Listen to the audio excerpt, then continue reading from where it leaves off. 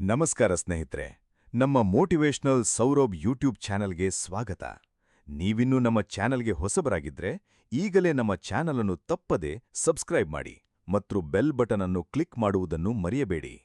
ಸ್ನೇಹಿತರೆ, ಒಂದು ಕ್ಷಣ ಕಣ್ಣು ಮುಚ್ಚಿ ಯೋಚಿಸಿ ನೋಡಿ. ಯಾವುದೇ ಶಿವನ ಗುಡಿಗೆ ಹೋದರೂ, ಎಷ್ಟು ಶತಮಾನಗಳೇ ಕಳೆದರೂ ಆ ಗರ್ಭಗುಡಿಯ ಮುಂದೆ ಒಂದು ಮೂರ್ತಿ ಸ್ಥಿರವಾಗಿ, ಮೌನವಾಗಿ ಒಂದೇ ದಿಕ್ಕಿನಲ್ಲಿ ಕುಳಿತಿರುತ್ತದೆ. ಅದು ಮಾತಾಡುವುದಿಲ್ಲ, ಅಲುಗಾಡುವುದಿಲ್ಲ, ಯಾರ ಗಮನವನ್ನೂ ಬೇಡುವುದಿಲ್ಲ. ಆದರೆ ಅದರ ಕಣ್ಣುಗಳು ಮಾತ್ರ ಒಂದೇ ಕಡೆ ನೆಟ್ಟಿರುತ್ತವೆ, ಶಿವನ ಕಡೆಗೆ. ಅದೇ ನಂದಿ. ಆ ಶಿಲೆಯ ಮೂರ್ತಿಯಲ್ಲಿ ಅಡಗಿರುವ ಭಕ್ತಿ ಎಷ್ಟು ಆಳವಾಗಿದೆ ಎಂದರೆ, ಸಾವಿರಾರು ವರ್ಷಗಳಿಂದ ಒಂದೇ ಭಂಗಿಯಲ್ಲಿ, ಒಂದೇ ನಿಷ್ಠೆಯಲ್ಲಿ, ಒಂದೇ ಪ್ರೀತಿಯಲ್ಲಿ ಕುಳಿತಿದೆ. ನಮ್ಮ ಬದುಕು ಎಷ್ಟು ವಿಚಿತ್ರ ಎಂದರೆ, ನಾವು ಒಂದು ನಿಮಿಷ ಸಾಲಿನಲ್ಲಿ ನಿಲ್ಲಲಾಗದೆ ಚಡಪಡಿಸುತ್ತೇವೆ. ಒಂದು ಘಂಟೆ ಮನಸ್ಸನ್ನು ಒಂದೆಡೆ ಕೇಂದ್ರೀಕರಿಸಲಾಗದೆ ಒದ್ದಾಡುತ್ತೇವೆ. ಆದರೆ ಈ ಕಲ್ಲಿನ ವೃಷಭ ಯಾವ ಫಲದ ನಿರೀಕ್ಷೆಯೂ ಇಲ್ಲದೆ, ಯಾವ ಪ್ರತಿಫಲದ ಆಸೆಯೂ ಇಲ್ಲದೆ ಶತಶತಮಾನಗಳಿಂದ ತನ್ನ ಸ್ವಾಮಿಯ ಕಡೆಗೆ ಮಾತ್ರ ನೋಡುತ್ತಲೇ ಇದೆ. ಇದು ಕೇವಲ ಒಂದು ಶಿಲ್ಪ ಅಲ್ಲ ಸ್ನೇಹಿತರೆ, ಇದು ಭಕ್ತಿಯ ಒಂದು ಜೀವಂತ ಪಾಠ. ನಂದಿಯ ಆ ಸ್ಥಿರ ದೃಷ್ಟಿಯಲ್ಲಿ, ಆ ಮೌನ ನಿಷ್ಠೆಯಲ್ಲಿ ಒಂದು ರಹಸ್ಯ ಅಡಗಿದೆ. ಆ ರಹಸ್ಯವನ್ನು ನಾವಿಂದು ಬಿಡಿಸೋಣ. ಯಾಕೆ ನಂದಿ ಯಾವಾಗಲೂ ಶಿವನ ಎದುರಿಗೆ ಕುಳಿತಿರುತ್ತಾನೆ? ಯಾಕೆ ಪ್ರತಿ ಶಿವದೇವಾಲಯದ ಪ್ರವೇಶದಲ್ಲೂ ಮೊದಲು ನಂದಿಯ ದರ್ಶನ ಮಾಡಬೇಕು, ಆಮೇಲೆಯೇ ಶಿವನ ದರ್ಶನ? ಇದು ಕೇವಲ ಒಂದು ಧಾರ್ಮಿಕ ಸಂಪ್ರದಾಯವಲ್ಲ, ಇದರ ಹಿಂದೆ ಜೀವನದ ಅತ್ಯಂತ ಆಳವಾದ ತತ್ವವೊಂದು ಅಡಗಿದೆ. ನಂದಿ ಎಂದರೆ ಕೇವಲ ಶಿವನ ವಾಹನ ಅಲ್ಲ, ನಂದಿ ಎಂದರೆ ಧರ್ಮದ ಪ್ರತೀಕ, ಭಕ್ತಿಯ ಪರಮ ಸ್ವರೂಪ, ನಿಷ್ಠೆಯ ಜೀವಂತ ಮಾದರಿ. ಪುರಾಣಗಳ ಪ್ರಕಾರ ನಂದಿ ಜನ್ಮ ತಾಳಿದ್ದದ್ದೇ ಒಂದು ಅದ್ಭುತ ಕಥೆ. ಶಿಲಾದ ಎಂಬ ಮಹರ್ಷಿ ಸಂತಾನಕ್ಕಾಗಿ ಅದೆಷ್ಟೋ ವರ್ಷಗಳ ಕಾಲ ಕಠಿಣ ತಪಸ್ಸು ಮಾಡಿದರು. ಅವರ ತಪಸ್ಸಿಗೆ ಮೆಚ್ಚಿ ಸ್ವತಃ ಶಿವನೇ ಮಗುವಿನ ರೂಪದಲ್ಲಿ ಅವತರಿಸಿದನು ಎಂಬುದು ಒಂದು ಕಥೆಯಾದರೆ, ಇಂದ್ರನ ವಜ್ರಾಯುಧದಿಂದ ರಕ್ಷಣೆ ಪಡೆದು ಶಿವನ ಅನುಗ್ರಹದಿಂದ ವೃಷಭರೂಪ ಪಡೆದನು ಎಂಬುದು ಇನ್ನೊಂದು ಕಥೆ.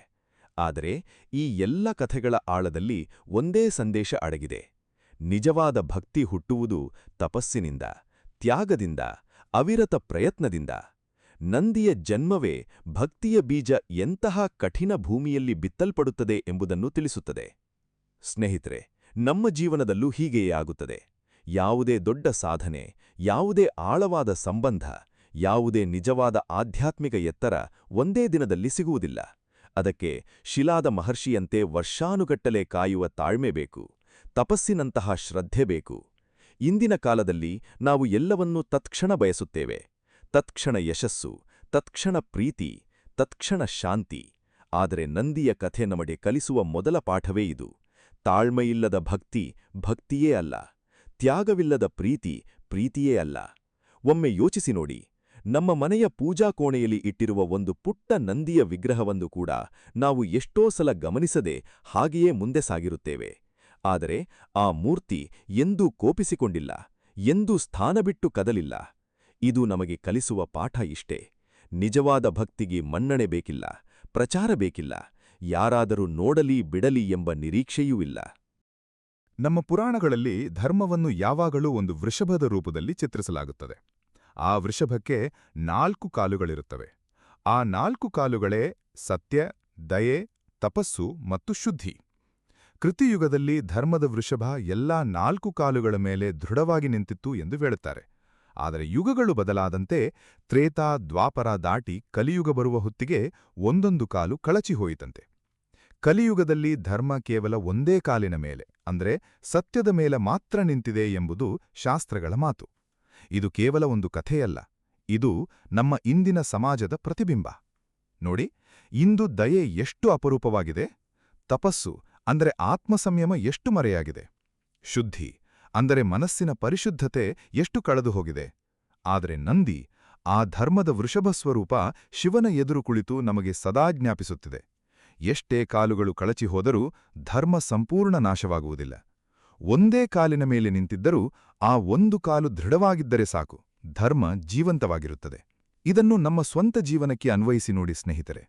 ನಮ್ಮ ಬದುಕಿನಲ್ಲಿಯೂ ಸಂದರ್ಭಗಳು ಒಂದೊಂದಾಗಿ ನಮ್ಮ ಆಸರೆಗಳನ್ನು ಕಿತ್ತುಕೊಳ್ಳಬಹುದು. ಕೆಲವೊಮ್ಮೆ ಆರೋಗ್ಯ ಕೈಕೊಡುತ್ತದೆ, ಕೆಲವೊಮ್ಮೆ ಸಂಪತ್ತು ಕರಗುತ್ತದೆ, ಕೆಲವೊಮ್ಮೆ ಬಂಧುಬಲ ಬಿಟ್ಟು ಹೋಗುತ್ತದೆ. ಆದರೆ ನಂದಿಯ ಆ ಒಂದು ಕಾಲಿನ ಸಂದೇಶ ಏನು ಹೇಳುತ್ತದೆ ಎಂದರೆ, ಎಲ್ಲವೂ ಕಳೆದು ಹೋದರೂ ಒಂದು ವಿಷಯ ನಿನ್ನಲ್ಲಿ ಉಳಿದಿದ್ದರೆ ಸಾಕು, ಅದು ನಿನ್ನ ನಂಬಿಕೆ, ನಿನ್ನ ಒಳಗಿನ ಸತ್ಯ, ನಿನ್ನ ಆತ್ಮಸಾಕ್ಷಿ. ಆ ಒಂದು ಸತ್ಯದ ಕಾಲಿನ ಮೇಲೆ ನಿಂತ ಬದುಕುವ ಶಕ್ತಿ ಪ್ರತಿಯೊಬ್ಬ ಮಾನವನಲ್ಲೂ ಇದೆ. ನಂದಿ ಬೃಹತ್ ಶರೀರ, ಭಾರವಾದ ಕೊಂಬುಗಳು, ಅಪಾರ ಬಲ ಇರುವ ಪ್ರಾಣಿಯಾಗಿದ್ದರೂ ಆ ಬಲವನ್ನು ಎಲ್ಲೋ ಸ್ಪರ್ಧೆಗೋ ಆಕ್ರಮಣಕ್ಕೋ ಬಳಸದೆ ಸಂಪೂರ್ಣವಾಗಿ ಶಿವನ ಸೇವೆಗೆ, ಧರ್ಮರಕ್ಷಣೆಗೆ ಮಾತ್ರ ಮುಡಿಪಾಗಿಟ್ಟಿದೆ. ಇದೇ ನಿಜವಾದ ಬಲದ ಅರ್ಥ. ಬಲ ಇರುವುದು ಪ್ರದರ್ಶನಕ್ಕಲ್ಲ, ಬಲ ಇರಬೇಕಾದದ್ದು ಸಮರ್ಪಣೆಗೆ. ಒಂದು ಸಣ್ಣ ಉದಾಹರಣೆ ಹೇಳ್ತೇನೆ. ಹಳ್ಳಿಯ ಒಂದು ಎತ್ತು ಬೆಳಗ್ಗೆಯಿಂದ ಸಂಜೆಯ ತನಕ ಗದ್ದೆಯಲ್ಲಿ ನೇಗುಲು ಎಳೆಯುತ್ತದೆ. ಅದಕ್ಕೆ ಗೊತ್ತು, ತಾನು ಎಳೆಯುವ ಪ್ರತಿ ಗೆರೆಯೂ ಯಾರದ್ದೋ ಹೊಟ್ಟೆಯ ಹಸಿವನ್ನು ತೀರಿಸುತ್ತದೆ ಎಂದು. ಅದು ಎಂದೂ ತನ್ನ ಮಾಲೀಕನನ್ನು ಪ್ರಶ್ನಿಸುವುದಿಲ್ಲ, ಎಂದೂ ಫಲ ಕೇಳುವುದಿಲ್ಲ. ಇದೇ ಗುಣ ನಂದಿಯಲ್ಲಿಯೂ ಕಾಣುತ್ತೇವೆ. ಶ್ರಮಿಸುವುದು, ಅದರ ಪ್ರತಿಫಲದ ಲೆಕ್ಕಾಚಾರ ಹಾಕುವುದಿಲ್ಲ. ಭಗವದ್ಗೀತೆಯಲ್ಲಿ ಕೃಷ್ಣ ಹೇಳುವ ಕರ್ಮಣ್ಯೇವಾಧಿಕಾರಸ್ಥೆ ಮಾ ಫಲೇಷು ಕದಾಚನ ಎಂಬ ಮಾತಿನ ಜೀವಂತ ಸ್ವರೂಪವೇ ನಂದಿ ಎಂದರೆ ತಪ್ಪಾಗಲಾರದು. ಧರ್ಮ ಎಂದರೆ ಕೇವಲ ಪೂಜೆ ಪುರಾಣ ಆಚರಣೆಯಲ್ಲ. ಧರ್ಮ ಎಂದರೆ ನಮ್ಮ ಪ್ರತಿ ಕ್ಷಣದ ಕರ್ತವ್ಯನಿಷ್ಠೆ, ನಮ್ಮ ಮಾತು ಮತ್ತು ಕೃತಿಯ ನಡುವಿನ ಸಾಮ್ಯ, ನಮ್ಮ ಒಳಗೆ ಮತ್ತು ಹೊರಗೆ ಒಂದೇ ರೀತಿ ಇರುವ ಪ್ರಾಮಾಣಿಕತೆ. ನಂದಿ ತನ್ನ ಜೀವನದುದ್ದಕ್ಕೂ ಇದನ್ನೇ ಸಾಧಿಸಿ ತೋರಿಸಿದ. ಎಷ್ಟೋ ಸಲ ನಾವು ನಮ್ಮ ಬಲವನ್ನು, ನಮ್ಮ ಪ್ರತಿಭೆಯನ್ನು ಬೇರೆಯವರ ಮುಂದೆ ತೋರಿಸಲು ಹಾತೊರೆಯುತ್ತೇವೆ, ಹೋಲಿಕೆ ಮಾಡಿಕೊಂಡು ನೊಂದುಕೊಳ್ಳುತ್ತೇವೆ. ಆದರೆ ನಂದಿ ತನ್ನ ಶಕ್ತಿಯನ್ನು ಎಂದೂ ಪ್ರದರ್ಶಿಸಲಿಲ್ಲ, ಬದಲಾಗಿ ಅದನ್ನು ಸಂಪೂರ್ಣ ಸಮರ್ಪಣೆಯಾಗಿ ಪರಿವರ್ತಿಸಿದ. ಇದೇ ನಿಜವಾದ ಬಲಿಷ್ಠತೆಯ ಲಕ್ಷಣ. ಮೌನವಾಗಿ ಕರ್ತವ್ಯ ಮಾಡುವುದು, ಸದ್ದಿಲ್ಲದೆ ಧರ್ಮ ಪಾಲಿಸುವುದು. ನಂದಿಯ ವಿಗ್ರಹವನ್ನು ಸೂಕ್ಷ್ಮವಾಗಿ ಗಮನಿಸಿದರೆ ಒಂದು ವಿಚಿತ್ರ ಸಂಗತಿ ಕಾಣುತ್ತದೆ. ಆ ಕಣ್ಣುಗಳು ಎಂದಿಗೂ ಅಲ್ಲಾಡುವುದಿಲ್ಲ, ಎಂದಿಗೂ ಬೇರೆಲ್ಲಿಯೂ ಸುತ್ತಾಡುವುದಿಲ್ಲ. ಅವು ಶಾಶ್ವತವಾಗಿ ಒಂದೇ ದಿಕ್ಕಿನಲ್ಲಿ, ಶಿವಲಿಂಗದ ಕಡೆಗೆ ನೆಟ್ಟಿರುತ್ತವೆ. ಸಮುದ್ರ ಯಾತ್ರಿಕರಿಗೆ ರಾತ್ರಿಯ ಕತ್ತಲಲ್ಲಿ ದಿಕ್ಕು ತಪ್ಪದಂತೆ ಮಾರ್ಗದರ್ಶನ ಮಾಡುವ ಧ್ರುವತಾರೆಯಂತೆ ನಂದಿಯ ದೃಷ್ಟಿ ಶಿವನಲ್ಲಿ ಸ್ಥಿರವಾಗಿದೆ. ಆಕಾಶದಲ್ಲಿ ಬೇರೆಯೆಲ್ಲಾ ನಕ್ಷತ್ರಗಳು ಚಲಿಸುತ್ತಿರುತ್ತವೆ, ಆದರೆ ಧ್ರುವತಾರೆ ಒಂದೇ ಜಾಗದಲ್ಲಿ ಸ್ಥಿರವಾಗಿರುತ್ತದೆ. ಅದಕ್ಕಾಗಿಯೇ ಅದು ಎಲ್ಲರಿಗೂ ಭರವಸೆಯ ಸಂಕೇತ. ಹಾಗೆಯೇ ಈ ಜಗತ್ತಿನ ಸಂಚಲನ, ಮಾಯೆಯ ಆಕರ್ಷಣೆ ಎಷ್ಟೇ ಇದ್ದರೂ ನಂದಿ ತನ್ನ ಏಕಾಗ್ರತೆಯನ್ನು ಕಿಂಚಿತ್ತೂ ಕದಲಿಸಿಲ್ಲ. ಇದನ್ನೇ ಯೋಗಶಾಸ್ತ್ರದಲ್ಲಿ ಏಕತತ್ವಾಭ್ಯಾಸ ಎಂದು ಕರೆಯುತ್ತಾರೆ. ಒಂದೇ ತತ್ವದ ಮೇಲೆ ಮನಸ್ಸನ್ನು ಸ್ಥಿರಗೊಳಿಸುವ ಅಭ್ಯಾಸ. ಪತಂಜಲಿ ಮಹರ್ಷಿ ಯೋಗಸೂತ್ರದಲ್ಲಿ ಹೇಳುವಂತೆ, ಚಂಚಲ ಮನಸ್ಸನ್ನು ಒಂದೆಡೆ ನಿಲ್ಲಿಸುವುದೇ ಯೋಗದ ಮೂಲ ಗುರಿ. ನಂದಿ ಸಾವಿರಾರು ವರ್ಷಗಳಿಂದ ಈ ಯೋಗವನ್ನು ಸಾಧಿಸಿ ತೋರಿಸುತ್ತಿದೆ. ನಮ್ಮ ಮನಸ್ಸು ಒಂದು ಚಂಚಲ ಕೋತಿಯಂತೆ ಎಂದು ಹೇಳುತ್ತಾರಲ್ಲವೇ? ಒಂದು ಕ್ಷಣ ಭೂತಕಾಲದ ನೋವಿನಲ್ಲಿ ಮುಳುಗಿದರೆ ಮುಂದಿನ ಕ್ಷಣ ಭವಿಷ್ಯದ ಚಿಂತೆಯಲ್ಲಿ ಸಿಲುಕುತ್ತದೆ. ಒಂದು ಕೆಲಸ ಮಾಡುತ್ತಿರುವಾಗಲೇ ಮನಸ್ಸು 10 ಕಡೆ ಓಡುತ್ತಿರುತ್ತದೆ. ಫೋನ್ ನೋಡುತ್ತಲೇ ಊಟ ಮಾಡುತ್ತೇವೆ, ಊಟ ಮಾಡುತ್ತಲೇ ಕೆಲಸದ ಬಗ್ಗೆ ಯೋಚಿಸುತ್ತೇವೆ, ಕೆಲಸ ಮಾಡುತ್ತಲೇ ಮನರಂಜನೆಯ ಬಗ್ಗೆ ಕನಸು ಕಾಣುತ್ತೇವೆ. ಈ ಛಿದ್ರಗೊಂಡ ಗಮನವೇ ನಮ್ಮ ಅಶಾಂತಿಯ ಮೂಲ ಕಾರಣ ಎಂದು ಹೆಚ್ಚೋ ಮಾನಸಿಕ ತಜ್ಞರು ಹೇಳುತ್ತಾರೆ. ಆದರೆ ನಂದಿಯ ಬದುಕು ನಮಗೆ ಕಲಿಸುವ ಪಾಠ ಇಷ್ಟೇ: ಗಮನ ಎಷ್ಟು ಕೇಂದ್ರೀಕೃತವಾಗಿರುತ್ತದೋ ಶಕ್ತಿ ಅಷ್ಟೇ ಪ್ರಬಲವಾಗಿರುತ್ತದೆ.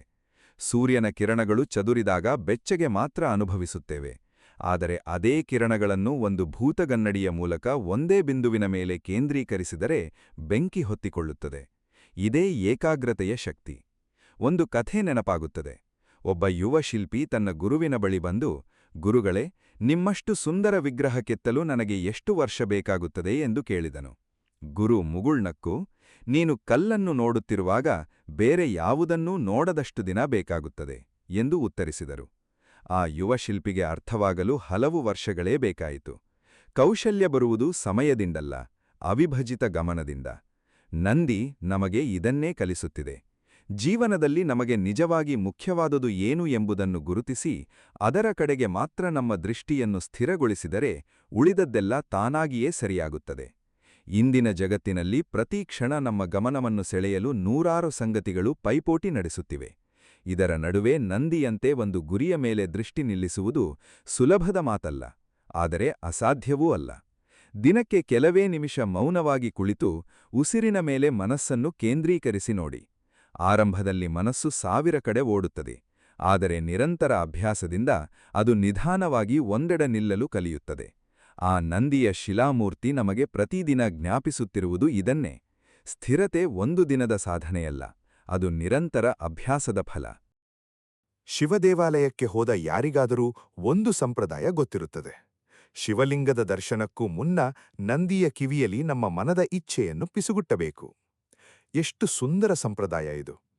ಭಗವಂತನಿಗೆ ನೇರವಾಗಿ ನಮ್ಮ ಬೇಡಿಕೆ ಹೇಳುವ ಬದಲು ಮೊದಲು ಆ ನಂಬಿಗಸ್ತ ಸೇವಕನ ಬಳಿ ಹೇಳಬೇಕು.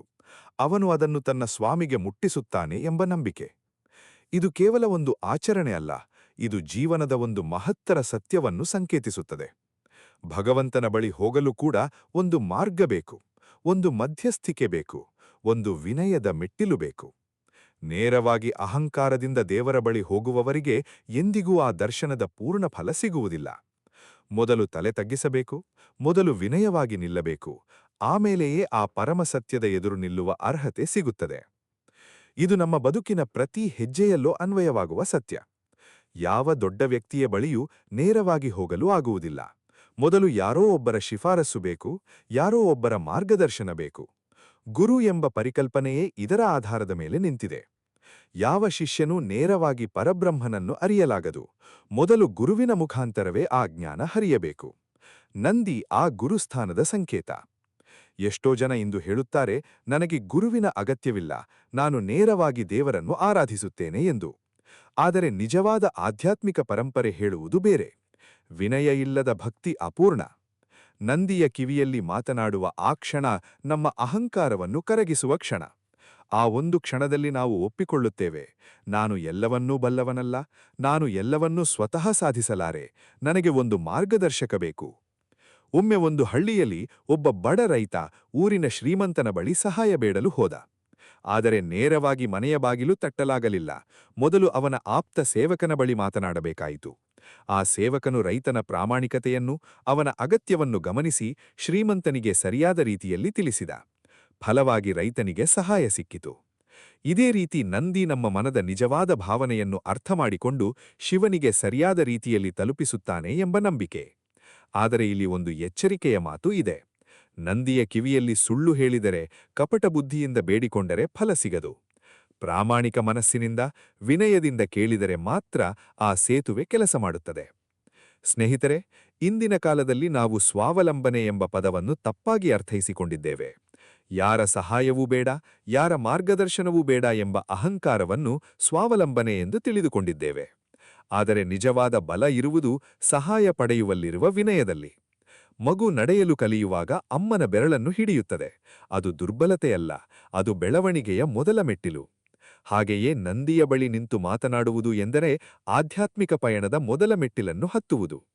ಆ ಮೆಟ್ಟಿಲನ್ನು ಬಿಟ್ಟು ಮುಂದೆ ಹೋಗುವವರು ಎಂದಿಗೂ ಪೂರ್ಣತೆಯನ್ನು ಕಾಣಲಾರರು. ನಂದಿಯ ಆ ಕಿವಿ ಕೇಳುವ ಶಕ್ತಿ ಎಷ್ಟು ಮಹತ್ತರವಾದದ್ದೆಂದರೆ, ಲಕ್ಷಾಂತರ ಭಕ್ತರ ಮನದಾಳದ ಮಾತುಗಳನ್ನು ಪ್ರತಿದಿನ ಆಲಿಸುತ್ತಿದ್ದರೂ ಆ ತಾಳ್ಮೆ ಒಮ್ಮೆಯೂ ಮುಗಿದಿಲ್ಲ. ಇದೇ ನಿಜವಾದ ಆಲಿಸುವ ಕಲೆ. ಪ್ರತಿಯೊಂದು ಮಾತಿಗೂ ಅಷ್ಟೇ ಗಮನ ನೀಡುವುದು. ಭಕ್ತಿ ಎಂದರೆ ತಲೆ ತಗ್ಗಿಸಿ ಮೌನವಾಗಿ ಎಲ್ಲವನ್ನೂ ಸಹಿಸಿಕೊಂಡು ಕುಳಿತುಕೊಳ್ಳುವುದು ಎಂದು ತಪ್ಪಾಗಿ ಭಾವಿಸುವವರು ಬಹಳ ಜನ ಇದ್ದಾರೆ. ಆದರೆ ನಂದಿಯ ಜೀವನದ ಒಂದು ಪ್ರಸಿದ್ಧ ಘಟನೆ ಈ ತಪ್ಪು ಕಲ್ಪನೆಯನ್ನು ಸಂಪೂರ್ಣವಾಗಿ ಒಡೆದುಹಾಕುತ್ತದೆ. ರಾಮಾಯಣ ಪೂರ್ವ ಕಥೆಗಳಲ್ಲಿ ಬರುವ ಒಂದು ಪ್ರಸಂಗ. ರಾವಣ ತನ್ನ ಅಪಾರ ಬಲದ ಅಹಂಕಾರದಿಂದ ಕೈಲಾಸ ಪರ್ವತವನ್ನೇ ಎತ್ತಿ ಎಸೆಯಲು ಯತ್ನಿಸಿದನು. ಆ ಸಮಯದಲ್ಲಿ ಪರ್ವತದ ಬಾಗಿಲಲ್ಲಿ ಕಾವಲು ಕಾಯುತ್ತಿದ್ದ ನಂದಿ ಅವನನ್ನು ತಡೆದನು. ರಾವಣ ನಂದಿಯ ವೃಷಭ ಮುಖವನ್ನು ನೋಡಿ ಗೇಲಿ ಮಾಡಿದನು, ಅವಮಾನಿಸಿದನು. ಆಗ ನಂದಿ ಎಂದೂ ತೋರದ ಕೋಪದಿಂದ ರಾವಣನಿಗೆ ಶಾಪ ಕೊಟ್ಟನು. ನಿನ್ನ ವಂಶ ನನ್ನಂತಹ ವಾನರ ರೂಪದ ಜೀವಿಗಳಿಂದ ನಾಶವಾಗುತ್ತದೆ ಎಂದು. ಈ ಶಾಪವೇ ಮುಂದೆ ಹನುಮಂತ ಮತ್ತು ವಾನರ ಸೈನ್ಯದ ಮುಖಾಂತರ ರಾವಣನ ಪತನಕ್ಕೆ ಕಾರಣವಾಯಿತು ಎಂದು ಪುರಾಣಗಳು ಹೇಳುತ್ತವೆ. ಇಲ್ಲಿ ನಾವು ಗಮನಿಸಬೇಕಾದ ಸಂಗತಿಯೇನೆಂದರೆ, ನಂದಿ ಎಂದೂ ಅಧರ್ಮವನ್ನು, ಅಪಮಾನವನ್ನು ಮೂಕವಾಗಿ ಸಹಿಸಿಕೊಳ್ಳಲಿಲ್ಲ. ಅವನ ಭಕ್ತಿ ಎಷ್ಟು ಆಳವಾಗಿತ್ತೋ ಅವನ ಧರ್ಮ ರಕ್ಷಣೆಯ ಶಕ್ತಿಯೂ ಅಷ್ಟೇ ಪ್ರಬಲವಾಗಿತ್ತು. ಇದು ನಮಗೆ ಕಲಿಸುವ ಪಾಠ ಬಹಳ ಮುಖ್ಯವಾದದ್ದು. ವಿನಯ ಮತ್ತು ಬಲಹೀನತೆ ಬೇರೆ ಬೇರೆ ಸಂಗತಿಗಳು. ಶರಣಾಗತಿ ಮತ್ತು ಅಸಮರ್ಥತೆ ಬೇರೆ ಬೇರೆ ಸಂಗತಿಗಳು. ನಮ್ಮ ಸಮಾಜದಲ್ಲಿ ಎಷ್ಟೋ ಜನ ಒಳ್ಳೆಯವರಾಗಿರಲು ಎಲ್ಲವನ್ನೂ ಸಹಿಸಿಕೊಳ್ಳುತ್ತಾರೆ. ಯಾವುದೇ ಅನ್ಯಾಯವನ್ನು ಪ್ರಶ್ನಿಸದೆ ತಲೆ ತಗ್ಗಿಸುತ್ತಾರೆ. ಆದರೆ ನಂದಿ ನಮಗೆ ಕಲಿಸುತ್ತಿರುವುದು ಬೇರೆಯೇ ಪಾಠ. ನಿನ್ನ ಭಕ್ತಿ, ನಿನ್ನ ವಿನಯ, ನಿನ್ನ ಶಾಂತ ಸ್ವಭಾವ ಎಂದಿಗೂ ಅನ್ಯಾಯವನ್ನು ಸಹಿಸುವ ಕಾರಣವಾಗಬಾರದು. ಅಧರ್ಮ ತಲೆ ಎತ್ತಿದಾಗ, ಸತ್ಯಕ್ಕೆ ಅವಮಾನವಾದಾಗ ಆ ಶಾಂತ ಭಕ್ತ ಕೂಡ ಸಿಂಹದಂತೆ ಎದ್ದು ನಿಲ್ಲಬೇಕು. ಗೀತೆಯಲ್ಲಿ ಕೃಷ್ಣ ಅರ್ಜುನನಿಗೆ ಹೇಳುವುದು ಇದನ್ನೇ. ಧರ್ಮ ರಕ್ಷಣೆಗಾಗಿ ಯುದ್ಧ ಮಾಡುವುದು ಪಾಪವಲ್ಲ, ಅದು ಕರ್ತವ್ಯ. ನಮ್ಮ ಬದುಕಿನಲ್ಲಿಯೂ ಎಷ್ಟೋ ಬಾರಿ ನಾವು ಮೌನವಾಗಿರಬೇಕಾದ ಸಮಯ ಮತ್ತು ಧ್ವನಿ ಎತ್ತಬೇಕಾದ ಸಮಯವೆಂದು ಗೊಂದಲ ಮಾಡಿಕೊಳ್ಳುತ್ತೇವೆ. ಮನೆಯಲ್ಲಿ ಅನ್ಯಾಯ ನಡೆದಾಗ, ಕೆಲಸದ ಸ್ಥಳದಲ್ಲಿ ಶೋಷಣೆ ನಡೆದಾಗ, ಸಮಾಜದಲ್ಲಿ ಅಧರ್ಮ ಬೆಳೆದಾಗ, ಆಗ ನಮ್ಮ ಶಾಂತ ಸ್ವಭಾವ ಮೌಖವಾಗಿ ಎಲ್ಲವನ್ನೂ ಒಪ್ಪಿಕೊಳ್ಳುವ ಸಬೂಬಾಗಬಾರದು. ನಂದಿಯ ಆ ಕೋಪ ಸ್ವಾರ್ಥಕ್ಕಾಗಿ ಅಲ್ಲ, ಅದು ಧರ್ಮ ರಕ್ಷಣೆಗಾಗಿ ಎದ್ದಿತ್ತು ಎಂಬುದನ್ನು ಗಮನಿಸಿ. ಇದೇ ವ್ಯತ್ಯಾಸ ನಮ್ಮ ಕೋಪಕ್ಕೂ ಇರಬೇಕು. ಸ್ವಾರ್ಥದ ಕೋಪ ನಮ್ಮನ್ನು ಕುಗ್ಗಿಸುತ್ತದೆ, ಆದರೆ ಧರ್ಮದ ಪರವಾದ ದಿಟ್ಟತನ ನಮ್ಮನ್ನು ಎತ್ತರಿಸುತ್ತದೆ. ನಿಜವಾದ ಭಕ್ತ ಎಂದರೆ ಹೂವಿನಂತೆ ಮೃದು, ಆದರೆ ಬೇಕಾದಾಗ ವಜ್ರದಂತೆ ಕಠಿಣ. ಒಂದು ನದಿಯನ್ನು ಗಮನಿಸಿ ನೋಡಿ ಸ್ನೇಹಿತರೆ. ಅದು ಸಾಮಾನ್ಯ ದಿನಗಳಲ್ಲಿ ಎಷ್ಟು ಶಾಂತವಾಗಿ ಮೃದುವಾಗಿ ಹರಿಯುತ್ತದೆ, ದಡದ ಗಿಡಮರಗಳಿಗೆ ನೀರು ಕೊಡುತ್ತಾ, ದಣಿದವರ ದಾಹ ತೀರಿಸುತ್ತಾ ಸಾಗುತ್ತದೆ. ಆದರೆ ಯಾವಾಗ ಮಳೆ ಬಂದು ಪ್ರವಾಹ ಬರುತ್ತದೋ, ಆಗ ಅದೇ ನದಿ ತನ್ನ ಎಲ್ಲೆಯನ್ನು ತಡೆಯುವ ಯಾವುದೇ ಅಡೆತಡೆಯನ್ನು ಕೊಚ್ಚಿಕೊಂಡು ಹೋಗುತ್ತದೆ. ನದಿಯ ಸ್ವಭಾವ ಬದಲಾಗಿಲ್ಲ, ಆದರೆ ಸಂದರ್ಭಕ್ಕೆ ತಕ್ಕಂತೆ ಅದರ ಶಕ್ತಿ ಪ್ರಕಟವಾಗುತ್ತದೆ. ನಂದಿಯ ಭಕ್ತಿ ಕೂಡ ಹೀಗೆಯೇ. ಸಾಮಾನ್ಯ ದಿನಗಳಲ್ಲಿ ಶಾಂತ, ಮೌನ, ವಿನಯಶೀಲ. ಆದರೆ ಧರ್ಮಕ್ಕೆ ಅಪಾಯ ಬಂದಾಗ ಅದೇ ಭಕ್ತಿ ಒಂದು ರಕ್ಷಣಾ ಕವಚವಾಗಿ ಮಾರ್ಪಡುತ್ತದೆ. ನಮ್ಮಲ್ಲಿಯೂ ಪ್ರತಿಯೊಬ್ಬರಲ್ಲಿ ಈ ಎರಡು ಮುಖಗಳಿರಬೇಕು. ದಿನನಿತ್ಯದ ಬದುಕಿನಲ್ಲಿ ಕರುಣೆ, ಸಹನೆ, ವಿನಯ. ಆದರೆ ಸ್ವಂತ ಮೌಲ್ಯಗಳಿಗೆ, ಪ್ರೀತಿಪಾತ್ರರ ಸುರಕ್ಷತೆಗೆ ಅಪಾಯ ಬಂದಾಗ ಮಾತ್ರ ಆ ಒಳಗಿನ ಸಿಂಹ ಜಾಗೃತಗೊಳ್ಳಬೇಕು. ನಂದಿಯ ಜೀವನದ ಅತ್ಯಂತ ಮೌಲ್ಯಕ ಗುಣ ಯಾವುದು ಎಂದು ಕೇಳಿದರೆ ನಾನು ಹೇಳುತ್ತೇನೆ, ಅದು ಅವನ ಅಪಾರ ತಾಳ್ಮೆ. ಸಾವಿರಾರು ವರ್ಷಗಳಿಂದ ಒಂದೇ ಜಾಗದಲ್ಲಿ, ಒಂದೇ ಭಂಗಿಯಲ್ಲಿ ಕುಳಿತು, ಒಮ್ಮೆಯೂ ಬೇಸರಗೊಳ್ಳದೆ, ಒಮ್ಮೆಯೂ ದೂರು ಹೇಳದೆ ಅವನು ಕಾಯುತ್ತಿದ್ದಾನೆ. ಚೀನಾ ದೇಶದಲ್ಲಿ ಒಂದು ವಿಶೇಷ ಬಿದಿರಿನ ಜಾತಿಯಿದೆಯಂತೆ. ಅದನ್ನು ನೆಟ್ಟು ಮೇಲೆ ಮೊದಲ 4 ವರ್ಷಗಳ ಕಾಲ ಭೂಮಿಯ ಮೇಲೆ ಒಂದು ಎಲೆಯೂ ಕಾಣುವುದಿಲ್ಲ. ಜನರು ಅದನ್ನು ನೀರು ಹಾಕಿ ಗೊಬ್ಬರ ಕೊಟ್ಟು ಆರೈಕೆ ಮಾಡುತ್ತಿದ್ದರೂ ಮೇಲ್ಮೈಯಲ್ಲಿ ಏನೂ ಬದಲಾವಣೆ ಕಾಣುವುದಿಲ್ಲ. ಆದರೆ ಭೂಮಿಯ ಒಳಗೆ ಆ ಬಿದಿರಿನ ಬೇರುಗಳು ಸುತ್ತಮುತ್ತ ಹಲವು ಮೈಲಿಗಳ ತನಕ ಹರಡಿ ಒಂದು ಅಗಾಧ ಜಾಲವನ್ನು ನಿರ್ಮಿಸುತ್ತಿರುತ್ತವೆ.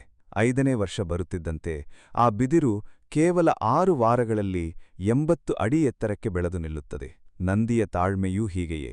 ಮೇಲ್ಮೈಯಲ್ಲಿ ಏನೂ ಬದಲಾವಣೆ ಕಾಣದಿದ್ದರೂ ಅವನ ಭಕ್ತಿಯ ಬೇರುಗಳು ಪ್ರತಿಕ್ಷಣ ಆಳಕ್ಕೆ, ಅಗಲಕ್ಕೆ ಹರಡುತ್ತಲೇ ಇರುತ್ತವೆ. ಸ್ನೇಹಿತರೆ, ಇಂದಿನ ಯುಗದ ದೊಡ್ಡ ದುರಂತ ಏನೆಂದರೆ ನಮಗೆ ತಾಳ್ಮೆ ಎಂಬ ಗುಣ ಮರೆತೇ ಹೋಗಿದೆ. ನಾವು ಒಂದು ಸಂದೇಶ ಕಳುಹಿಸಿದ 2 ನಿಮಿಷದಲ್ಲಿ ಉತ್ತರ ಬರಲಿಲ್ಲ ಎಂದು ಚಡಪಡಿಸುತ್ತೇವೆ. ಒಂದು ವಿಡಿಯೋ ಲೋಡ್ ಆಗಲು 3 ಸೆಕೆಂಡ್ ತಡವಾದರೂ ಅಸಹನೆಗೊಳ್ಳುತ್ತೇವೆ. 1 ತಿಂಗಳ ಪ್ರಯತ್ನದಲ್ಲಿ ಫಲ ಸಿಗದಿದ್ದರೆ ಪ್ರಯತ್ನವನ್ನೇ ಬಿಟ್ಟುಬಿಡುತ್ತೇವೆ. ಆದರೆ ಜೀವನದ ಯಾವ ದೊಡ್ಡ ಸಂಗತಿಯೂ ಕ್ಷಣಮಾತ್ರದಲ್ಲಿ ರೂಪುಗೊಂಡಿಲ್ಲ. ಒಂದು ಮಗು ಗರ್ಭದಲ್ಲಿ 9 ಮಾಸ ಬೆಳೆಯಬೇಕು. ಒಂದು ಬೀಜ ಮೊಳಕೆಯಾಗಿ ಮಹಾವೃಕ್ಷವಾಗಲು ದಶಕಗಳೇ ಬೇಕು. ಪ್ರಕೃತಿಯ ಯಾವ ನಿಯಮವೂ ಅವಸರವನ್ನು ಒಪ್ಪುವುದಿಲ್ಲ. ಒಂದು ಕಥೆ ಹೇಳುತ್ತೇನೆ. ಒಬ್ಬ ಮುದುಕ ಬಾವಿ ತೋಡುತ್ತಿದ್ದನು. ಊರಿನ ಜನ ಅವನನ್ನು ನೋಡಿ ನಗುತ್ತಿದ್ದರು. ಇಷ್ಟು ವಯಸ್ಸಾದ ಮೇಲೆ ಬಾವಿ ತೋಡಿ ಏನು ಫಲ? ನೀನು ಬದುಕಿರುವಷ್ಟು ಕಾಲ ನೀರು ಸಿಗುವುದೇ ಇಲ್ಲ ಎಂದು ಗೇಲಿ ಮಾಡಿದರು. ಆದರೆ ಆ ಮುದುಕ ಶಾಂತವಾಗಿ ಉತ್ತರಿಸಿದನು, ನಾನು ನೀರಿಗಾಗಿ ತೋಡುತ್ತಿಲ್ಲ, ಮುಂದಿನ ಪೀಳಿಗೆಯ ದಾಹ ತೀರಿಸಲು ತೋಡುತ್ತಿದ್ದೇನೆ. ಇದೇ ತಾಳ್ಮೆಯ ನಿಜವಾದ ಅರ್ಥ. ಫಲ ಕಾಣದಿದ್ದರೂ ಕರ್ತವ್ಯ ಮುಂದುವರಿಸುವುದು. ನಂದಿ ಕೂಡ ಯಾವ ಫಲದ ನಿರೀಕ್ಷೆಯೂ ಇಲ್ಲದೆ ಶತಮಾನಗಳಿಂದ ಕಾಯುತ್ತಿರುವುದು ಇದೇ ಕಾರಣಕ್ಕೆ. ನಾವು ನಮ್ಮ ಬದುಕಿನಲ್ಲಿ ಎಷ್ಟೋ ಬಾರಿ ಫಲಿತಾಂಶ ಬೇಗ ಬಾರದಿದ್ದಾಗ ನಮ್ಮ ಮೇಲೆಯೇ ಸಂಶಯಪಡುತ್ತೇವೆ. ನನ್ನಿಂದ ಆಗುವುದಿಲ್ಲವೋ ಎಂದು ತಲೆಕೆಡಿಸಿಕೊಡುತ್ತೇವೆ. ಆದರೆ ಯಾವುದೇ ಬೆಳೆ ಬಿತ್ತಿದ ಮಾರನೇ ದಿನವೇ ಫಸಲು ಕೊಡುವುದಿಲ್ಲ ಎಂಬುದನ್ನು ರೈತ ಚೆನ್ನಾಗಿ ಬಲ್ಲ. ಅವನು ಬಿತ್ತುತ್ತಾನೆ, ನೀರು ಹಾಕುತ್ತಾನೆ, ಕಾಳಜಿ ವಹಿಸುತ್ತಾನೆ. ಆಮೇಲೆ ಆಕಾಶದ ಕೃಪೆಗೆ, ಕಾಲದ ನಿಯಮಕ್ಕೆ, ಭಗವಂತನಿಗೆ ಬಿಟ್ಟು ಕಾಯುತ್ತಾನೆ. ಇದೇ ಮನಸ್ಥಿತಿ ನಮ್ಮ ಪ್ರಯತ್ನಗಳಲ್ಲೂ ಇರಬೇಕು. ನಮ್ಮ ಭಾಗ ಎಷ್ಟು ಪ್ರಯತ್ನ ಹಾಕಬೇಕೋ ಅಷ್ಟು ಹಾಕುವುದು. ಫಲದ ಸಮಯವನ್ನು ಪ್ರಕೃತಿಗೆ, ಕಾಲಕ್ಕೆ, ಭಗವಂತನಿಗೆ ಬಿಡುವುದು. ತಾಳ್ಮೆಯಿಲ್ಲದವನು ಬೀಜ ಬಿತ್ತಿದ ಮಾರನೇ ದಿನವೇ ಭೂಮಿಯನ್ನು ಅಗೆದು ನೋಡುತ್ತಾನೆ. ಇದರಿಂದ ಮೊಳಕೆಯ ಬೇರೆ ಹಾಳಾಗುತ್ತದೆ. ಎಷ್ಟೋ ಜನರ ಕನಸುಗಳು ಹಾಗೆ ಅಪೂರ್ಣವಾಗುವುದು ಅವರಿಗೆ ಸಾಮರ್ಥ್ಯ ಇಲ್ಲದಿದ್ದಕ್ಕಲ್ಲ, ಬದಲಿಗೆ ಫಲ ಕಾಣಲು ಬೇಕಾದ ಸಮಯ ಕೊಡದ್ದಕ್ಕೆ. ನಂದಿಯ ಆ ಮೌನ ಕಾಯುವಿಕೆ ನಮಗೆ ಪಿಸುಗುಟ್ಟುತ್ತಿರುವ ಮಾತು ಇದೆ. ಬೆಳಗ್ಗೆಯಾಗುವ ಮುನ್ನ ಕತ್ತಲು ಇನ್ನೂ ಗಾಢವಾಗುತ್ತದೆ, ಆದರೆ ಬೆಳಕು ಬರುವುದು ಖಚಿತ. ನಂದಿಯ ಬಗ್ಗೆ ಒಂದು ಕಡಿಮೆ ತಿಳಿದ ಆದರೆ ಬಹಳ ಸುಂದರವಾದ ಸಂಗತಿಯಿದೆ. ಶಿವ ತನ್ನ ಪ್ರಸಿದ್ಧ ತಾಂಡವ ನೃತ್ಯ ಮಾಡುವಾಗ ಆ ಲಯಕ್ಕೆ, ಆ ತಾಲಕ್ಕೆ ಮೃದಂಗ ಬಾರಿಸುವವನು ಯಾರಿಗುತ್ತೇ? ಅದು ನಂದಿ. ಲೋಕವೆಲ್ಲ ಶಿವನ ಆ ಭವ್ಯ ತಾಂಡವವನ್ನು ನೋಡಿ ಬೆರಗಾಗ್ತದೆ, ಆ ನೃತ್ಯದ ಸೌಂದರ್ಯವನ್ನು ಹಾಡಿ ಹೊಗಳುತ್ತದೆ. ಆದರೆ ಆ ನೃತ್ಯಕ್ಕೆ ಜೀವ ತುಂಬುವ ಆ ತಾಲ, ಆ ಲಯ ಯಾರಿಂದ ಬರುತ್ತಿದೆ ಎಂದು ಯಾರೂ ಗಮನಿಸುವುದಿಲ್ಲ. ನಂದಿಗೆ ಇದರ ಬಗ್ಗೆ ಯಾವ ಬೇಸರವೂ ಇಲ್ಲ, ಯಾವ ಅಸಮಾಧಾನವೂ ಇಲ್ಲ. ಅವನಿಗೆ ಬೇಕಾಗಿರುವುದು ಪ್ರಸಿದ್ಧಿಯಲ್ಲ, ಅವನಿಗೆ ಬೇಕಾಗಿರುವುದು ತನ್ನ ಸ್ವಾಮಿಯ ನೃತ್ಯ ಪರಿಪೂರ್ಣವಾಗಿ ಮೂಡಿಬರಬೇಕು ಎಂಬ ತೃಪ್ತಿ ಮಾತ್ರ. ಇದೇ ನಿಜವಾದ ಸೇವೆಯ ಸ್ವರೂಪ. ಬೆಳಕು ಕೊಡುವುದು, ಆದರೆ ಬೆಳಕಾಗಿ ಗುರುತಿಸಲ್ಪಡುವ ಆಸೆ ಇಲ್ಲದಿರುವುದು. ಒಂದು ಮಹಾವೃಕ್ಷವನ್ನು ನೋಡಿ. ಅದರ ಎತ್ತರ, ಅದರ ಹಸಿರು ಎಲೆಗಳು, ಅದರ ಫಲಗಳು ಎಲ್ಲರ ಕಣ್ಣಿಗೂ ಕಾಣುತ್ತವೆ. ಎಲ್ಲರೂ ಅದರ ಸೌಂದರ್ಯವನ್ನು ಹೊಗಳುತ್ತಾರೆ. ಆದರೆ ಆ ಮರವನ್ನು ನಿಲ್ಲಿಸಿಟ್ಟಿರುವ ಬೇರುಗಳು ಭೂಮಿಯ ಆಳದಲ್ಲಿ, ಕತ್ತಲಲ್ಲಿ, ಯಾರ ಕಣ್ಣಿಗೂ ಕಾಣದೆ ಕೆಲಸ ಮಾಡುತ್ತಿರುತ್ತವೆ. ಬೇರುಗಳಿಗೆ ಎಂದೂ ಹೂವಿನ ಸುಂದರತೆ ಸಿಗುವುದಿಲ್ಲ, ಫಲದ ಸಿಹಿ ಸಿಗುವುದಿಲ್ಲ, ಎಲೆಗಳ ಹಸಿರು ಸಿಗುವುದಿಲ್ಲ. ಆದರೆ ಆ ಬೇರುಗಳಿಲ್ಲದೆ ಆ ಮರ ಒಂದು ದಿನವೂ ನಿಲ್ಲಲಾರದು. ನಂದಿ ಆ ಬೇರುಗಳಂತೆ ಎಲ್ಲಾ ಶಕ್ತಿಯನ್ನೂ ಶಿವನ ಮಹಿಮೆಗೆ ಸುರಿದು ತಾನು ಕಾಣದಂತೆ ಹಿಂಬದಿಯಲ್ಲಿ ನಿಲ್ಲುತ್ತಾನೆ. ಇಂದಿನ ಸಮಾಜದಲ್ಲಿ ಪ್ರತಿಯೊಬ್ಬರೂ ಮುಂಚೂಣಿಗೆ ಬರಲು, ಪ್ರಸಿದ್ಧಿ ಗಳಿಸಲು ಹಾತರಿತಿರುವಾಗ ಬೇರುಗಳಂತೆ ಬದುಕುವ ಈ ಗುಣ ಎಷ್ಟು ಅಪರೂಪವಾಗಿದೆ ಎಂದು ಯೋಚಿಸಿ ನೋಡಿ. ಭಗವದ್ಗೀತೆಯ ಕರ್ಮಯೋಗದ ತತ್ವ ಇದನ್ನೇ ಬೋಧಿಸುತ್ತದೆ. ಕರ್ಮ ಮಾಡು, ಆದರೆ ಆ ಕರ್ಮದ ಫಲದ ಮೇಲೆ ಅಧಿಕಾರ ಸಾಧಿಸಬೇಡ. ನಮ್ಮ ಸಮಸ್ಯೆ ಏನೆಂದರೆ, ನಾವು ಸೇವೆ ಮಾಡುವಾಗಲೂ ಒಂದು ಒಪ್ಪಂದ ಮಾಡಿಕೊಳ್ಳುತ್ತೇವೆ. ನಾನು ಇಷ್ಟು ಮಾಡಿದೆ, ಅದಕ್ಕೆ ಇಷ್ಟು ಮನ್ನಣೆ ಬೇಕು ಎಂದು. ಮನೆಯಲ್ಲಿ ಅಡುಗೆ ಮಾಡುವ ತಾಯಿ, ಮಗುವನ್ನು ಬೆಳೆಸುವ ಅಪ್ಪ, ರಾತ್ರಿ ಎಲ್ಲರೂ ನಿದ್ದೆ ಮಾಡುತ್ತಿರುವಾಗ ಕಾವಲು ಕಾಯುವ ಸೈನಿಕ, ಇವರೆಲ್ಲರೂ ನಂದಿಯ ಆ ಮೃದಂಗ ಬಾರಿಸುವ ಗುಣವನ್ನು ಹೊಂದಿರುವವರು. ಅವರ ಸೇವೆ ಯಾರ ಕಣ್ಣಿಗೂ ಕಾಣದಿರಬಹುದು, ಆದರೆ ಅವರಿಲ್ಲದೆ ಜಗತ್ತಿನ ಲಯವೇ ತಪ್ಪುತ್ತದೆ. ಒಂದು ಆಸ್ಪತ್ರೆಯಲ್ಲಿ ಶಸ್ತ್ರಚಿಕಿತ್ಸೆ ನಡೆಯುತ್ತಿರುವಾಗ ಎಲ್ಲರ ಗಮನ ಶಸ್ತ್ರಚಿಕಿತ್ಸಕನ ಮೇಲೆ ಇರುತ್ತದೆ. ಆದರೆ ಅದೇ ಕೋಣೆಯಲ್ಲಿ ಮೌನವಾಗಿ ನಿಂತು ಆಮ್ಲಜನಕದ ಮಟ್ಟ ಗಮನಿಸುವ ದಾದಿ, ಸಲಕರಣೆಗಳನ್ನು ಸಿದ್ಧಪಡಿಸುವ ಸಹಾಯಕ, ಇವರ ಮೌನ ಸೇವೆ ಇಲ್ಲದೆ ಆ ಶಸ್ತ್ರಚಿಕಿತ್ಸೆ ಯಶಸ್ವಿಯಾಗದು. ಜಗತ್ತು ಯಶಸ್ಸಿನ ಕಿರೀಟವನ್ನು ಒಬ್ಬರ ತಲೆಯ ಮೇಲೆ ಇಡುತ್ತದೆ, ಆದರೆ ಆ ಯಶಸ್ಸಿನ ಹಿಂದೆ 10 ಮೌನ ಹೆಗ್ಗಳುಗಳ ಆಧಾರ ಇರುತ್ತದೆ ಎಂಬುದನ್ನು ಯಾರೂ ನೆನಪಿಸಿಕೊಳ್ಳುವುದಿಲ್ಲ. ನಂದಿ ನಮಗೆ ಕಲಿಸುತ್ತಿರುವ ಪಾಠ ಇದೆ. ಮನ್ನಣೆಯ ನಿರೀಕ್ಷೆಯಿಂದ ಸೇವೆ ಮಾಡಿದರೆ ಆ ಸೇವೆಗೆ ಒಂದು ಷರತ್ತು ಬೆಳೆಯುತ್ತದೆ. ಆ ಷರತ್ತು ಪೂರ್ಣಗೊಳ್ಳದಿದ್ದಾಗ ಮನಸ್ಸಿನಲ್ಲಿ ಕಹಿ ಮೂಡುತ್ತದೆ. ಆದರೆ ಯಾವ ನಿರೀಕ್ಷೆಯೂ ಇಲ್ಲದೆ ಸೇವೆ ಮಾಡಿದಾಗ ಆ ಸೇವೆಯೇ ಒಂದು ಪೂಜೆಯಾಗುತ್ತದೆ, ಆ ಕಾರ್ಯವೇ ಒಂದು ಧ್ಯಾನವಾಗುತ್ತದೆ. ಇಷ್ಟೆಲ್ಲಾ ತಿಳಿದುಕೊಂಡ ಮೇಲೆ ಒಂದು ಪ್ರಶ್ನೆ ಮನದಲ್ಲಿ ಮೂಡಬಹುದು. ಈ ಎಲ್ಲಾ ತತ್ವಗಳನ್ನು ನಮ್ಮ ದಿನನಿತ್ಯದ ಬದುಕಿಗೆ ಹೇಗೆ ತರಬಹುದು? ಇದಕ್ಕೆ ಒಂದು ಜೀವಂತ ಉದಾಹರಣೆ ಹೇಳುತ್ತೇನೆ. ನನಗೆ ಗೊತ್ತಿರುವ ಒಬ್ಬ ಯುವಕ ಪ್ರತಿ ಸ್ಪರ್ಧಾತ್ಮಕ ಪರೀಕ್ಷೆಯಲ್ಲೂ ಸೋಲುತ್ತಿದ್ದ. 3 ವರ್ಷ ಸತತ ಪ್ರಯತ್ನ ಮಾಡಿದರೂ ಫಲ ಸಿಗಲಿಲ್ಲ. ಒಂದು ದಿನ ಬೇಸರದಿಂದ ಊರಿನ ಶಿವದೇವಸ್ಥಾನಕ್ಕೆ ಹೋದಾಗ ಗರ್ಭಗುಡಿಯ ಮುಂದೆ ಕುಳಿತಿದ್ದ ನಂದಿಯ ಮೂರ್ತಿಯನ್ನು ದೀರ್ಘವಾಗಿ ನೋಡುತ್ತಾ ನಿಂತ. ಅವನ ಮನದಲ್ಲಿ ಒಂದು ಪ್ರಶ್ನೆ ಮೂಡಿತು. ಈ ಕಲ್ಲಿನ ಮೂರ್ತಿ 1000 ವರ್ಷಗಳಿಂದ ಒಂದೇ ಭಂಗಿಯಲ್ಲಿ ಕುಳಿತಿದೆ, ಒಮ್ಮೆಯೂ ಬೇಸರಗೊಂಡಿಲ್ಲ. ನಾನು 3 ವರ್ಷಕ್ಕೆ ಸುಸ್ತಾಗಿದ್ದೇನೆ ಯಾಕೆ? ಆ ಪ್ರಶ್ನೆಯೇ ಅವನ ಬದುಕನ್ನು ಬದಲಾಯಿಸಿತು. ಅವನು ನಂದಿಯ 4 ಗುಣಗಳನ್ನು ತನ್ನ ಜೀವನಕ್ಕೆ ಅನ್ವಯಿಸಲು ನಿರ್ಧರಿಸಿದ. ಮೊದಲನೆಯದು ಏಕಾಗ್ರತೆ. ಅವನು ತನ್ನ ಫೋನ್ ಬಳಕೆಯನ್ನು ಕಡಿಮೆ ಮಾಡಿ ಪ್ರತಿದಿನ ಒಂದೇ ಗಂಟೆಗೆ ಒಂದೇ ಜಾಗದಲ್ಲಿ ಓದಲು ಪ್ರಾರಂಭಿಸಿದ. ಎರಡನೆಯದು ತಾಳ್ಮೆ. ಫಲಿತಾಂಶದ ಬಗ್ಗೆ ಚಿಂತಿಸುವುದನ್ನು ಬಿಟ್ಟು ಪ್ರತಿದಿನದ ಗುರಿಯನ್ನು ಮಾತ್ರ ಪೂರ್ಣಗೊಳಿಸಲು ಗಮನಹರಿಸಿದ. ಮೂರನೆಯದು ವಿನಯ. ತನ್ನ ಹಿಂದಿನ ಸೋಲುಗಳಲ್ಲಿನ ತಪ್ಪುಗಳನ್ನು ಒಪ್ಪಿಕೊಂಡು ಒಬ್ಬ ಹಿರಿಯ ಗುರುವಿನ ಮಾರ್ಗದರ್ಶನ ಪಡೆದ. ನಾಲ್ಕನೆಯದು ನಿಷ್ಠೆ. ಫಲ ಸಿಗಲಿ ಬಿಡಲಿ, ಪ್ರಯತ್ನವನ್ನು ಎಂದಿಗೂ ಬಿಡುವುದಿಲ್ಲ ಎಂಬ ದೃಢಸಂಕಲ್ಪ. 1 ವರ್ಷದ ನಂತರ ಅವನಿಗೆ ಯಶಸ್ಸು ಸಿಕ್ಕಿತು. ಆದರೆ ಅವನು ಹೇಳುವ ಮಾತು ಬಹಳ ಮುಖ್ಯ. ಯಶಸ್ಸು ಸಿಕ್ಕಿದ್ದು ಮುಖ್ಯವಲ್ಲ, ನಂದಿಯಂತೆ ಸ್ಥಿರವಾಗಿ ನಿಲ್ಲುವ ಗುಣ ಬೆಳೆಸಿಕೊಂಡದ್ದು ಮುಖ್ಯ. ನಮ್ಮ ಹಿರಿಯರು ಹೇಳುವ ಒಂದು ಮಾತಿದೆ, ಹನಿ ಹನಿ ಗೂಡಿದರೆ ಹಳ್ಳ. ಒಂದೊಂದು ಹನಿ ನೀರು ಸಣ್ಣದಾಗಿ ಕಂಡರೂ ನಿರಂತರವಾಗಿ ಬಿದ್ದರೆ ಅದು ಒಂದು ಹಳ್ಳವನ್ನೇ ನಿರ್ಮಿಸುತ್ತದೆ. ನಮ್ಮ ಸಣ್ಣ ಸಣ್ಣ ದಿನನಿತ್ಯದ ಪ್ರಯತ್ನಗಳು, ನಮ್ಮ ಸಣ್ಣ ಸಣ್ಣ ಭಕ್ತಿಯ ಕ್ಷಣಗಳು ಹೀಗೆಯೇ ಒಟ್ಟುಗೂಡಿ ಒಂದು ದಿನ ಮಹಾಸಾಗರವಾಗುತ್ತವೆ. ನಂದಿ ಇದನ್ನು ತನ್ನ ಮೂರ್ತಿಯ ಮುಖಾಂತರ ನಮಗೆ ಪ್ರತಿದಿನ ಜ್ಞಾಪಿಸುತ್ತಿದ್ದಾನೆ. ಸ್ನೇಹಿತರೆ, ಈ ಕಥೆಯಲ್ಲಿ ಒಂದು ಸೂಕ್ಷ್ಮ ಸಂಗತಿಯನ್ನು ಗಮನಿಸಿ. ಆ ಯುವಕ ಬದಲಾದದ್ದು ಒಂದು ಪುಸ್ತಕ ಓದಿಯಲ್ಲ, ಒಂದು ಭಾಷಣ ಕೇಳಿಯಲ್ಲ, ಬದಲಿಗೆ ಒಂದು ಮೂರ್ತಿಯನ್ನು ಮೌನವಾಗಿ ಗಮನಿಸಿ. ಇದೇ ಆಧ್ಯಾತ್ಮಿಕ ಸಂಕೇತಗಳ ಶಕ್ತಿ. ಅವು ಮಾತಿಲ್ಲದೆ ಮಾತಾಡುತ್ತವೆ, ಉಪದೇಶಿಸದೆ ಪಾಠ ಕಲಿಸುತ್ತವೆ. ನಾವೆಷ್ಟೋ ಬಾರಿ ದೇವಸ್ಥಾನಕ್ಕೆ ಹೋಗಿ ಬರುತ್ತೇವೆ, ಆದರೆ ಎಂದೂ ನಿಂತು ಸ್ಥಿರವಾಗಿ ಆ ಮೂರ್ತಿಗಳ ಆಳವಾದ ಅರ್ಥವನ್ನು ಯೋಚಿಸುವುದಿಲ್ಲ. ಪ್ರತಿ ಮೂರ್ತಿ, ಪ್ರತಿ ಆಚರಣೆ, ಪ್ರತಿ ಸಂಪ್ರದಾಯದ ಹಿಂದೆ ಒಂದು ಜೀವನ ಪಾಠ ಅಡಗಿದೆ. ಆದರೆ ಅದನ್ನು ಕಂಡುಕೊಳ್ಳಲು ನಮಗೆ ಸ್ಥಿರತೆ ಬೇಕು. ಆ ಸ್ಥಿರತೆಯೇ ನಂದಿಯ ಮೊದಲ ಕೊಡುಗೆ. ಆ ಯುವಕ ಇಂದು ತನ್ನ ಸಂಬಂಧಿಕರಿಗೆ, ಗೆಳೆಯರಿಗೆ ಇದೇ ಮಾತು ಹೇಳುತ್ತಾನೆ. ಯಶಸ್ಸಿಗೆ ಹೊಸ ಮಾರ್ಗ ಬೇಕಿಲ್ಲ, ಹಳೆಯ ಜ್ಞಾನವನ್ನು ಹೊಸ ಶ್ರದ್ಧೆಯಿಂದ ಪಾಲಿಸಿದರೆ ಸಾಕು. ಇದೇ ಮಾತನ್ನು ನಾವೆಲ್ಲರೂ ನಮ್ಮ ಬದುಕಿನಲ್ಲಿ ಅಳವಡಿಸಿಕೊಳ್ಳಬೇಕು.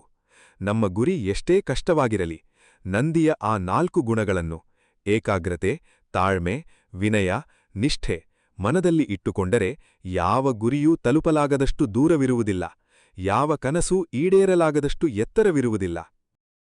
ನಾವು ನಂದಿಯ ಭಕ್ತಿಯ ಅತ್ಯಂತ ಸೂಕ್ಷ್ಮ, ಅತ್ಯಂತ ಆಳವಾದ ಆಧ್ಯಾತ್ಮಿಕ ಅರ್ಥವನ್ನು ಪ್ರವೇಶಿಸೋಣ.